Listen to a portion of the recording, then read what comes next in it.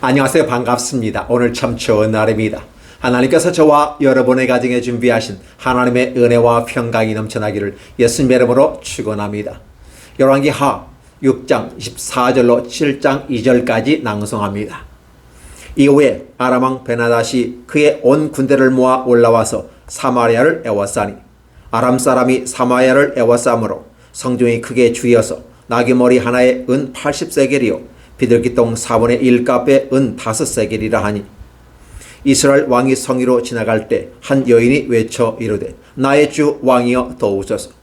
왕이 이르되 여호와께서 너를 돕지 아니하시면 내가 무엇으로 너를 도우리야. 타작마당으로 말미암아 하겠느냐 포도주틀로 말미암아 하겠느냐 하니라. 또 이르되 무슨 일이냐 하니 여인이 대답하되 이 여인이 내게 이르기를 내 아들을 내놓아라. 우리가 오늘 먹고 내일은 내 아들을 먹자 하매 우리가 드디어 내 아들을 삶아 먹었더니 이튿날에 내가 그 여인에게 이르되 내 아들을 내놓아라. 우리가 먹으리라 하나 그가 그 아들을 숨겼나이다 하는지라. 왕이 이 여인의 말을 듣고 자기 옷을 찢으니라. 그가 성 위로 지나갈 때 백성이 본즉 그의 속살에 굵은 배를 입었더라.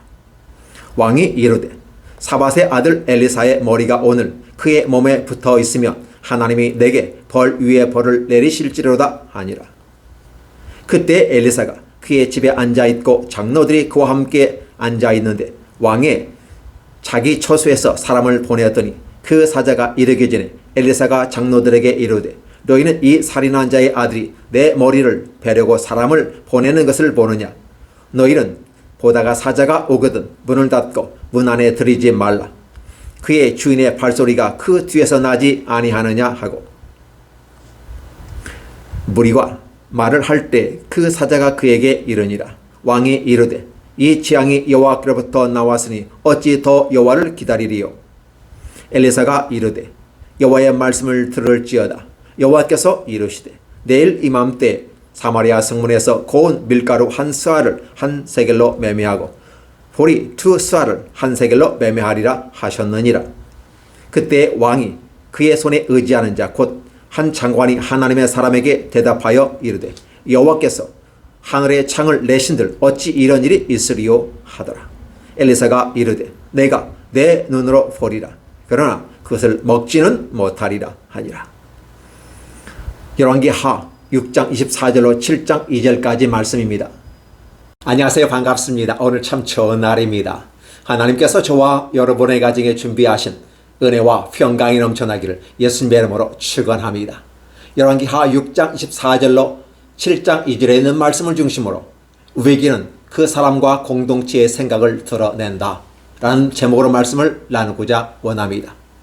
학자인 칼 융은 이렇게 말을 하고 있습니다.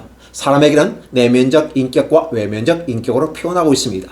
내면적 인격을 드러낸다면 사람에게서 우리 마음에 오염된 심성을 갖고 있기 때문에 좋은 것이 나올 리가 없기 때문에 바로 외면적 인격인 이 페르소나 가면을 쓰고 있다고 하면서 우리의 생각을 드러내서는 안 되고 또 우리의 것을 숨겨서 깨끗하고 멋있고 아름다운 모습으로 있다는 말을 합니다. 이것을 우리 동양에서는 이렇게 말합니다. 긍정적인 부분에서는 우리는 예절 문화 속에 있다. 사람은 사람이 살아갈 때 기본적인 예절을 지켜서 상대방의 예우를 갖춰야 된다라고 말하면서 사실은 가면 문화를 얘기하고 있는 겁니다. 긍정적인 의미에서 예절이란 말을 씁니다. 그러나 부정적인 의미에서는 체면 문화라고 표현해 볼 수도 있을 것입니다. 체면이라고 하는 것은 나는 그에 동의하지 않지만 사회가 그렇게 말하니까 어쩔 수 없이 난 따라가는 거야. 그러면서 부정적인 의미에서 말할 때 바로 쓰게 됩니다.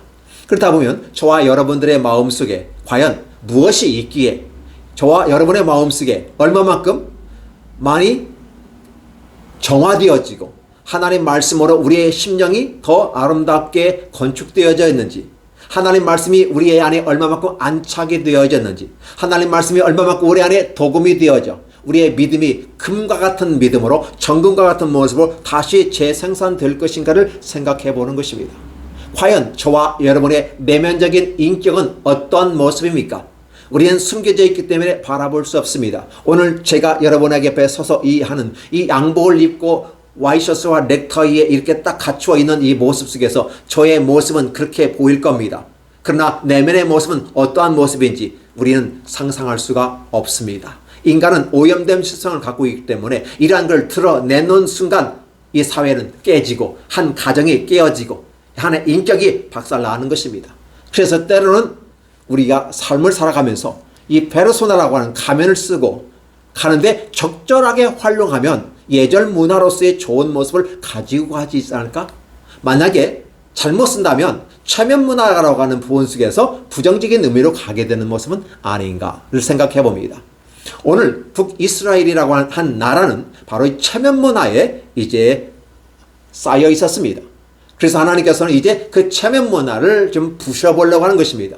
왜냐하면 겉으로는 하나님을 믿는 것 같이 이야기합니다. 그러나 사실은 북이스라엘 사람들은 하나님을 믿지 않았다는 것이 기본 정설입니다. 왜냐하면 바로 오므리 왕과 아합과 이세벨로 말미암아 선지자를 죽이고 단을 헐고 여호와의 언약을 무시해버리는 그런 다양한 하나님 핍박 정책, 하나님과 떨어지고 결별하는 정책, 그러면서도 바알과 아세르와 림몬과 기타 다른 신들을 섬겨나가는 종교화되어지는 이러한 모습으로 가게 됩니다. 그러니까 여호와 하나님으로 말미암아 구원을 받고 여호와 하나님으로 말미암아 생명이 이어진다고 하는 이러한 부분에 대해서 따르지 아니하고 모든 종교는 다 똑같은 거야. 굳이 여호와 하나님 외에 다른 것, 우리는 비교 종교학을 통해서 모든 종교는 다 똑같은 것이고 이 산을 올라가는데 이쪽으로 올라가든 저쪽으로 올라가든 꼭대기만 올라가면 되는 거 아니겠어?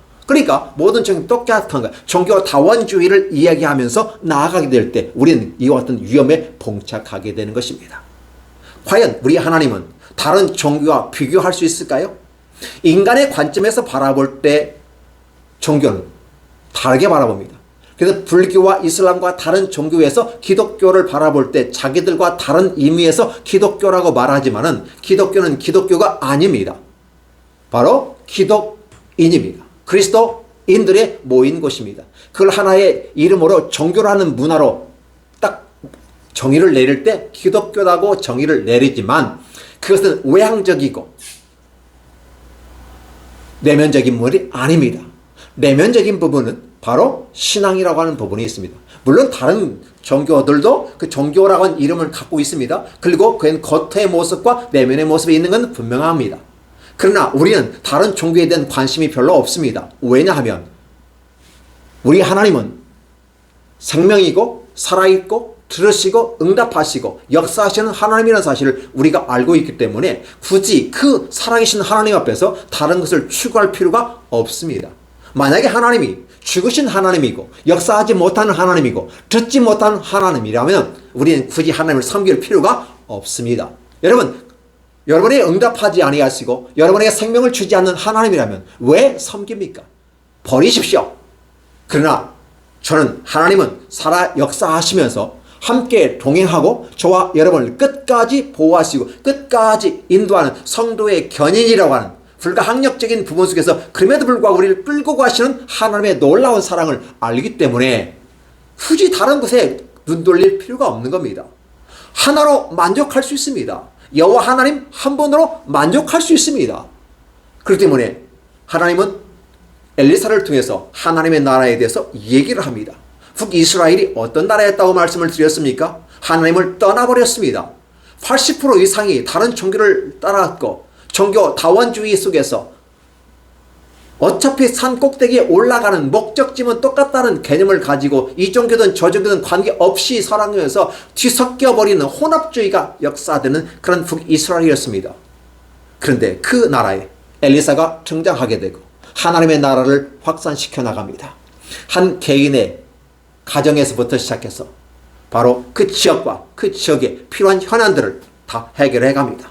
이러한 과정 속에서 하나님의 나라가 역사화되고 마치 그 하나님의 나라는 외적인 부분에서는 어떻게 돼요?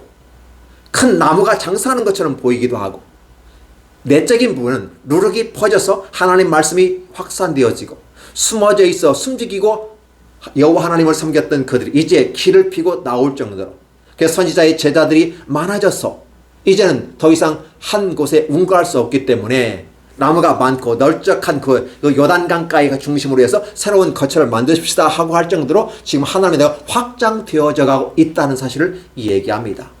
그리고 엘리사가 앞전에 있었던 아람 군대가 쳐들어왔을 때 그들을 능히 이겨내고 그들을 대접하고 보냄으로써 더 이상 그들이 이스라엘에게는 여호와 하나님이 계시고 선지자가 있음을 알고 다시는 그들이 그 접경을 침범하지 않았다고 하는 것이 앞절에 나와 있습니다.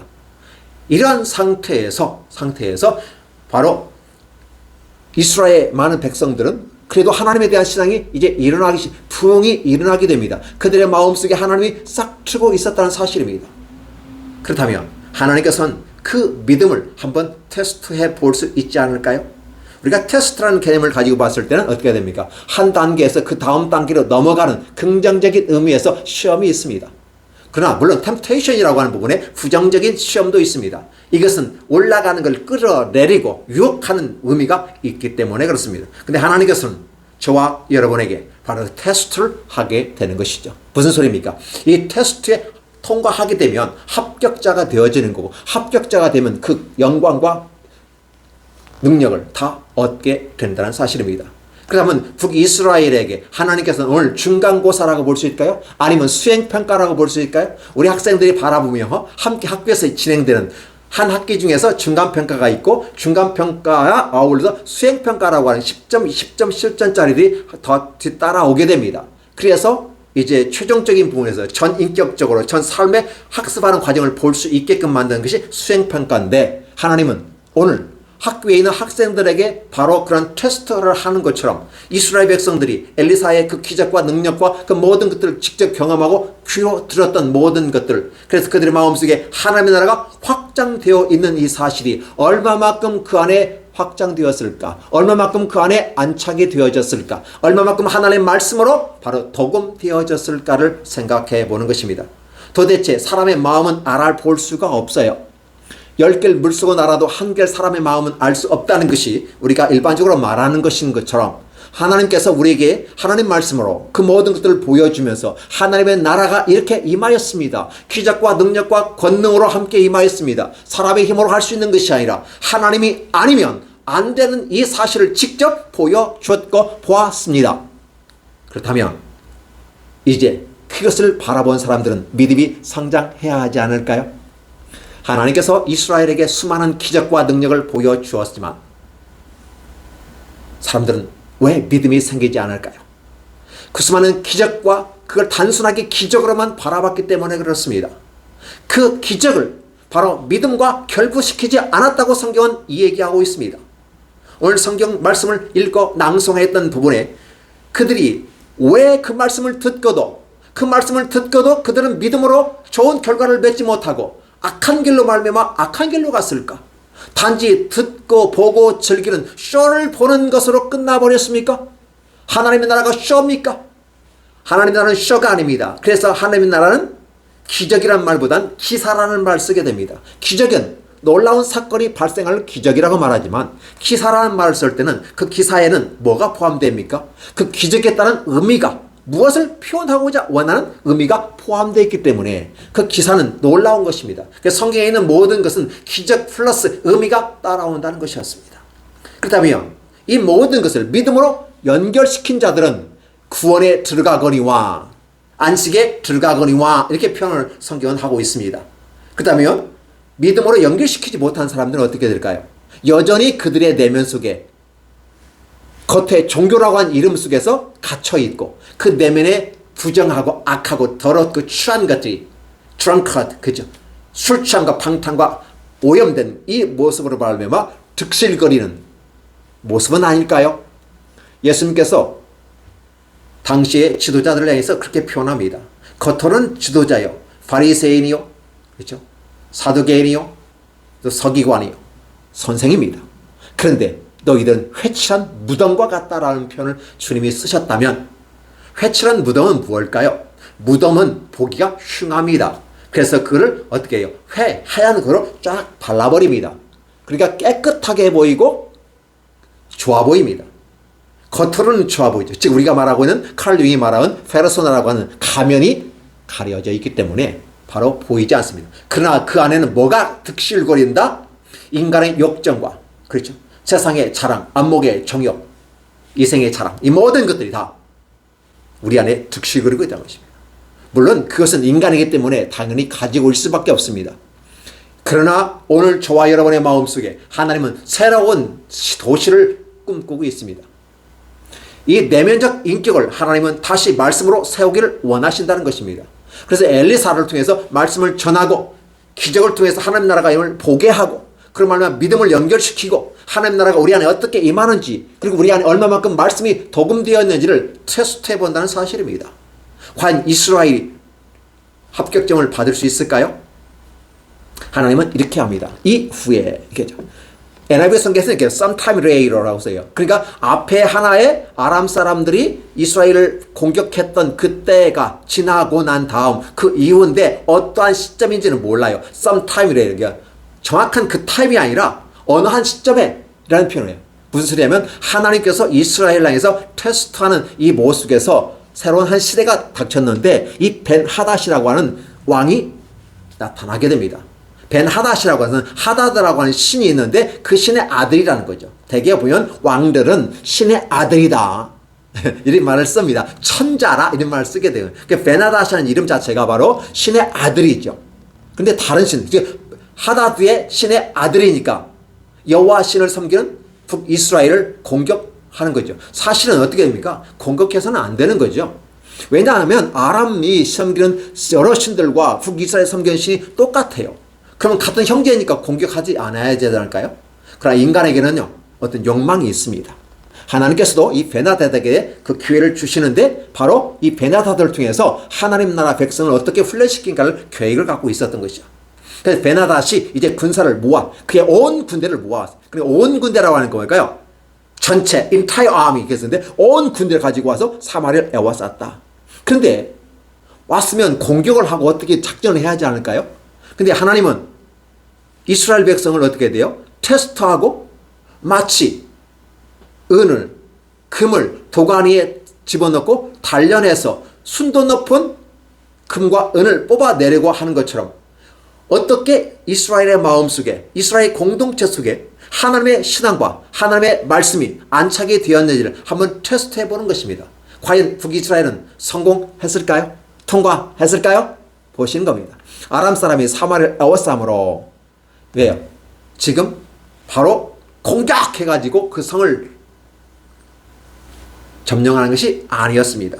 그냥 포위를 하고 엄청난 숫자로 왔기 때문에 엄청난 군사력을 갖고 왔고 그래서 그들은 군 식량을 갖고 왔기 때문에 그냥 그 주변을 둘러싸버립니다. 그럼 어떤 결과예요? 이 성으로 들어가는 모든 물자를 다 막아버려요. 물도 차단해버리고 먹는 음식도 차단해버리고 이런 모습입니다. 우리가 전쟁이 일어나면 우크라이나 전쟁으로 말하면 세계가 지금 뭐랄까요? 굉장히 어려운 시절입니다. 한 나라에서는 총리가 물러나기도 하고 이 경제가 막 어려워지는 겁니다. 근데 오늘 이 북이스라엘에 뭐가 생깁니까? 사마리아 에워쌌으므로 성중에 크게 줄여서 굶주림이 심각하게 납니다. 어느 정도 심각하냐면 그때 당시에 맛도 없고 잘 먹지도 않는 나귀 머리 하나에 은 80세겔을 받아야 돼. 비둘기똥 4분의 1 값에 은 5세겔을 줬다. 이것은 극한의 어떤 인플레이션이 이렇게 표현되는 것입니다. 왜냐하면 성을 쥐어쌌기 때문에 물도 들어가지 않죠. 먹을 음식도 들어가지 않죠. 이제 완전히 제한된 그 범위에 갇혀있는 모습. 결국 앉아서 굶어 죽어야 되는 상황입니다. 이런 심각한 상황이 발생합니다. 저는 저와 여러분의 삶 속에 이러한 극단적인 어떤 삶의 환경이 있지 않기를 간절히 원합니다. 우리 세대에 전쟁이 없기를 원하고 우리 세대에 이러한 일이 발생하지 않기를 원합니다. 발생한다 할지라도 잘 극복하고 새로운 어떤 지혜를 통해서 믿음을 통해서 나아간다면 더 좋을 텐데 그러나 이왕이면 이런 환난과 이런 굶주림과 이런 고난이 우리에게 없기를 예수님의 이름으로 축원합니다. 드디어 보세요. 이제 왕이라고 하는 것, 이 존재는 사실 한 나라를 이끌고 한 나라를 새로운 길로 가고 어려운 위험이 있으면 앞서서 그 문제를 돌파를 찾아서 지혜자를 모으고 힘을 모아야 되는 그것이 바로 지도자 왕입니다. 근데 이 왕이 하는 일이라고 하는 아무것도 없어요. 그냥 성 위로 지나가면서 사람들이 어떻게 살아가고 있는가 보는 겁니다. 사실 자신도 답답한 거죠. 엄청난 군대가 뒤에 싸고 있으니까 왕으로서 할 일이 아무것도 없어요. 자, 그때 한 사건이 발생하죠. 오늘 주인공 여러 사람이 나오는데요. 이제 제가 한 분 중심으로 한번 생각해 보았으면 좋겠습니다. 이스라엘 왕의 생각은 무엇일까요? 한 여인이 와서 나의 주 왕이여 도와주십시오. 그건 누구나 지금 어렵기 때문에 그런 것 나오리라고 왕은 생각했습니다. 왕이 이르되 여호와께서 너를 돕지 아니하시면 내가 무엇으로 너를 돕겠는가? 타작마로 말하겠느냐? 포도철로 말하겠느냐? 이 말은 나는 아무것도 힘도 없어. 하나님이 너를 돕지 않으면 내가 해줄 수 있는 게 아무것도 없어. 지금 내가 뭘 하겠어? 사실 이 말은 왕으로서 할 일이 아니죠. 할 말도 아닙니다. 그런데 그래도 왕이라고. 그래 도대체 들어보기나 하자. 무슨 일이냐? 하고 여인에게 묻습니다. 그 여인이 말합니다. 우리는 이 장면을 성경에서 좀 빼버렸으면 좋겠다는 생각을 들 정도로 심각한 상태입니다. 한 여인이 와서 내 아들을, 이게 두 여인이 와서 얘기하는데 한 여인이 이렇게 말합니다. 네 아들을 내놓아서 우리가 오늘 그 아들을 삶아 먹자. 그리고 난 다음에 내일은 내 아들을 내어놓을 테니까 같이 먹어서 우리의 목숨을 연명하자라는 것이었어요. 그러니까 이건 누구도 모르고 아무도 모르게 쉬쉬 하면서 진행됐던 얘기예요. 거래가 형성된 겁니다. 그런데 둘째 날에 와서 오늘 이제 네 아들을 내놓아서 우리가 먹자 하니까 그 아들을 숨겨버렸다는 거죠. 이게 계약이 파기가 되는 거예요. 있을 수 없는 아니겠습니까? 사실 이 계약입니까? 사람이 계약이라고 하는 부분은 기본 도덕과 윤리와 상식의 법의 근거에서 만들어지는 것이 계약입니다.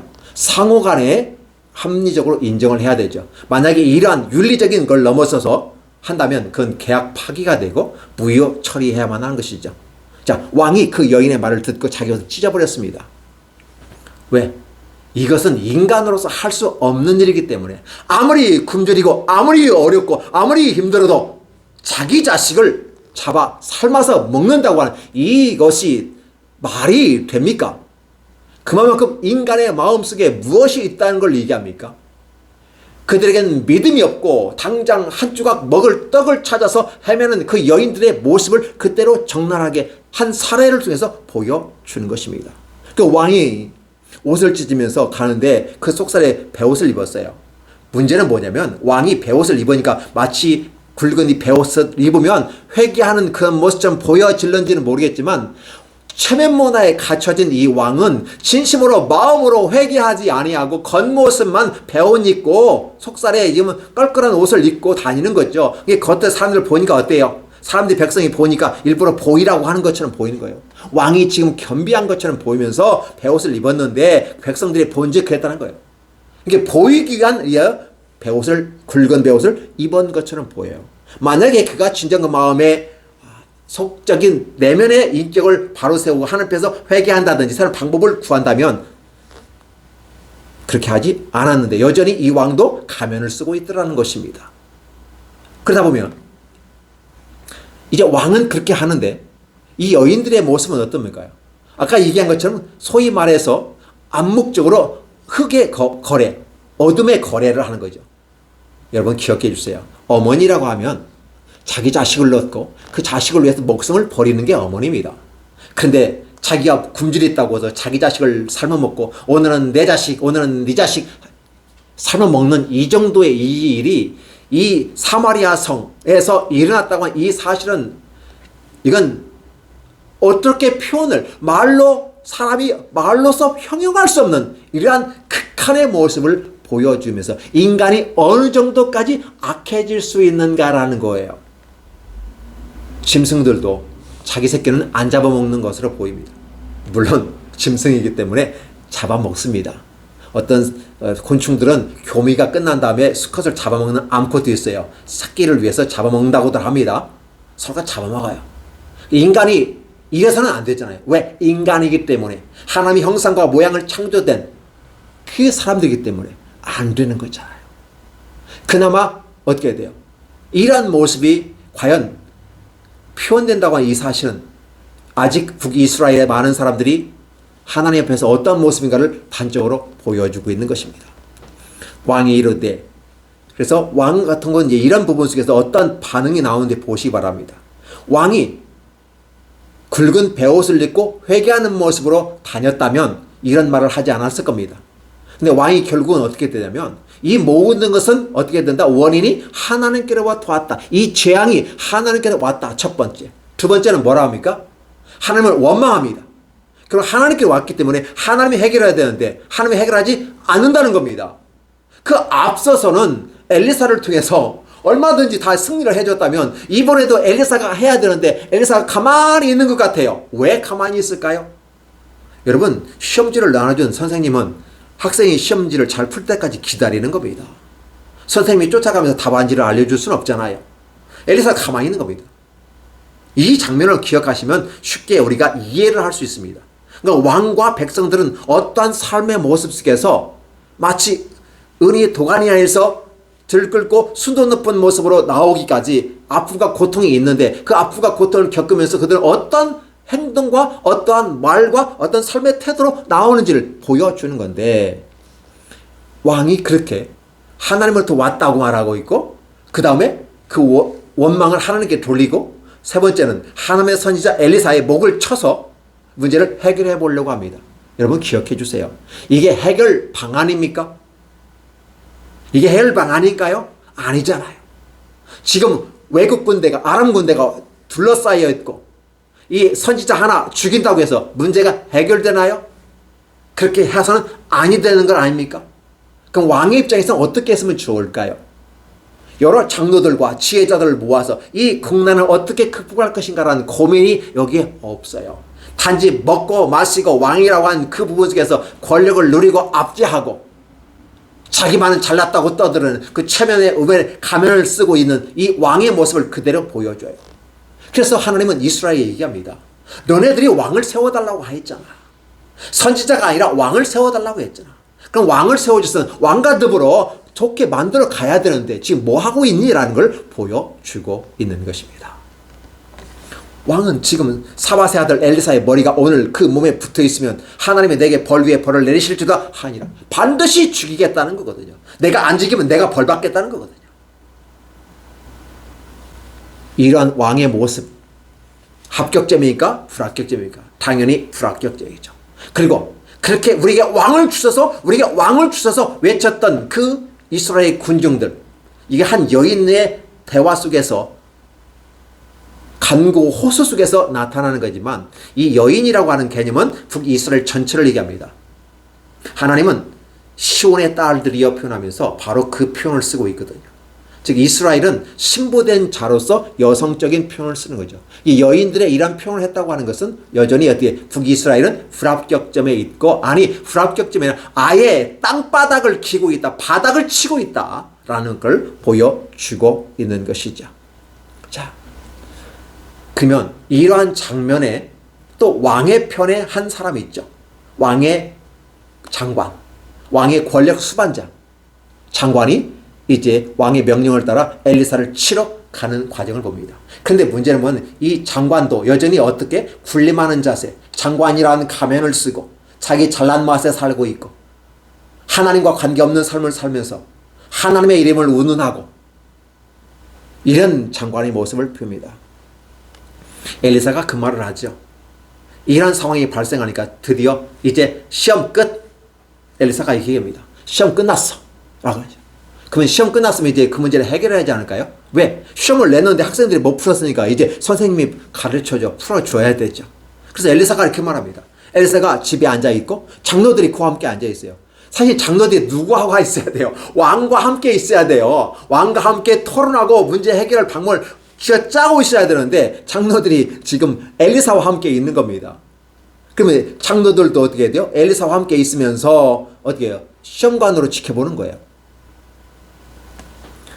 자, 왕이 자기 초수의 사람을 보냈더니 그 사자가 엘리사 전에 와서 장로들이 이렇게 오는데 엘리사가 그 말하기를, 엘리사가 장로들에게 이르되 너희는 이 살인자의 아들이 내 머리를 베려고 사람을 보내서 보낸데 너희가 오면 그를 들이지 말고 문을 닫아버려라, 이렇게 얘기합니다. 살인자의 아들로 표현하고 있거든요. 결국은 이 장관조차도 어떻게 돼요? 왕과 함께 있었던 그 가면의 모습 속에서 겉으로는 하나님의 장관 같고 하나님의 군사여 방백같이 느껴지지만 결국은 하나님과 관계없는 사람이라는 걸 보여줘요. 그의 언어를 한번 보시기 바랍니다. 무리와 말을 할 때 사자가 그에게 이르니라. 왕이 이르되 이 재앙이 여호와께로부터 나왔으니 어찌 더 여호와를 기다리요. 이건 누가 쓴 말이에요? 왕이 쓴 말이에요. 왕이. 그걸 그대로 반복하면서 나아가니까 어떻게 돼요? 엘리사가 여호와의 말씀을 들을지어다. 그렇게 얘기하면 아멘, 아멘, 아멘 하고 들어야 하지 않을까요? 자, 중요한 것은 사람이 시험에 실패할 수도 있습니다. 제가 틀렸네요 라고 얘기하면서 그럼 왜 틀렸을까요? 라고 문제풀이하면 좋지 않을까요? 그러면 문제풀이라고 하는 개념은 여호와의 말씀을 듣는 겁니다. 여호와의 말씀을 듣지 않았기 때문에 그 답을 못 풀었으니까 이제 여호와의 말씀을 들으면 답이 풀리게 됩니다. 여호와의 말씀을 들을지어다 라고 했는데 여호와께서 이르되 내일 이맘때에 사마리아 성문에 고운 밀가루 한 스와에 한 세겔로 보리 두 쌀 한 세겔로 하겠다. 평상시에 평화의 시대에 있을 그런 경제 거래 방법을 쓰게 되는 것입니다. 있을 수 없는 일이에요. 아람 군대가 쥐어짜고 있는 순간에는 먹을 것은 가면 갈수록 시간이 지나면 지날수록 먹을 건 떨어지게 되는 것이고 다 잡아먹고 다 없애버립니다. 결국 남아있는 건 사람만 남고 그건 사람만 남았는데 결국 아들까지 잡아먹는 이 사태가 발생한 거죠. 그런데 이런 일이 발생할 거라고 얘기해요. 말도 되지 않는 말, 현상에서 이 현재 속에서 불가능한 사건을 엘리사가 얘기해요. 근데 하나님 말씀이라고 얘기해요. 여러분 같으면 이걸 받아할까요? 거부할까요? 이 장관이 봤을 때 일반적 상식의 기초에 볼 때 합리적 판단으로 봤을 때 그건 불가능하다는 사실을 얘기하는 거죠. 당신이 아무리 하나님의 선지자고 하나님이라 할지라도 그건 불가능한 거야 라고 하는 것이죠. 장관이 하나님의 사람에게 대답하여 이르되 여호와께입니다. 하늘의 창을 내신들 큰 그 창을 내신들 어찌 이런 일이 있겠는가 하더라. 그러면 이 장관의 이 말 표현을 통해서 그 사람의 내면에 뭐가 숨겨져 있다? 장관이라고 하는 페르소나의 가면 속에 숨겨진 그의 밑바닥을 치는 믿음, 아니 믿음 자체가 없는 것이죠. 공허한 비어버린 이 그들의 심령 속에 아무것도 정착이 되지 않았어요. 이런 것을 그대로 보여주고 있습니다. 그때 엘리사가 이렇게 합니다. 내가 내 눈으로 보리라. 그러나 그를 먹지는 못하리라. 라고 예언을 또한 해주고 있습니다. 오늘 이게 본문의 마지막이란 말이에요. 우리는 이러한 장면들을 바라보면서 자, 첫 번째 왕의 모습 탈락입니다. 그리고 그 왕을 우리에게 주셔서 우리는 왕과 더불어 행복한 삶을 살 수 있고 하나님을 잘 섬길 수 있겠습니다라고 말했던 그들 여전히 어떻게 합니까? 박살나버렸어요. 왕은 백성에게 아무것도 해줄 수 없어요. 권력을 잡은 권력자들은 백성을 먹이고 이끌 책임을 있어요. 자기는 먹을는지 몰라도 백성들은 굶어 죽어가고 있는 그 모습에 아무 책임도 느끼지 않으면서 겉으로는 굵은 베옷을 입은 것처럼 쇼하고 가면 쓰고 다니면서 회개하는 것처럼 느껴지지만 전혀 회개하지 않은 모습, 오직 하나님께 원망하고 그 선지자를 죽이려는 이 악한 모습, 이게 원래 북이스라엘의 모습이었다는 걸 보여주고 있는 것입니다. 어떠세요? 여러분이 하나님이라면 북이스라엘 합격 좀 주시겠습니까? 아직도 멀었구나. 아직도 멀었구나. 언제까지 그렇게 하겠느냐라고 하나님은 얘기하는 것을 볼 수 있습니다. 근데 오늘 저와 이런 장면 속에서 그렇다면 우리는 이러면 어떻게 만약에 저와 여러분에게 이런 환기 절대 있지 않기를 예수님의 이름으로 축원합니다. 여러분에게는 늘 평화와 기쁨과 아름다운 경제 활동이 이루어지고 이 땅에서 풍요가 넘치기를 예수님의 이름으로 축원합니다. 그러나 만약에 여러분에게 이러한 상황이 발생한다면 어떻게 하겠습니까?